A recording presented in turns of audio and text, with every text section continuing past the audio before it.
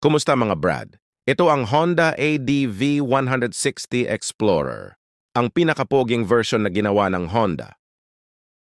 Meron na itong crash guard to protect it kung sakaling matumba. Sa harapang bahagi, meron na rin itong mini driving light para mas visible ang daan during night rides, with bar handle protection and extended na windshield upang ang hangin will not directly contact your body na dagdag safety sa rider.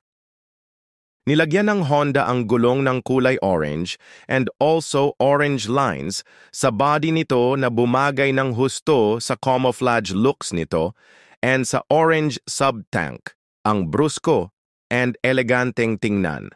Ang sarap sa mata, very head-turner ang pormahan. The front suspensions ay naka-upside down fork and YSSG series naman ang rear suspensions nito. Meron na rin itong comfortable seat and top box. Ang theme nito na safari style, it gives the bike more aggressive looking na lalong nagpapaganda nito.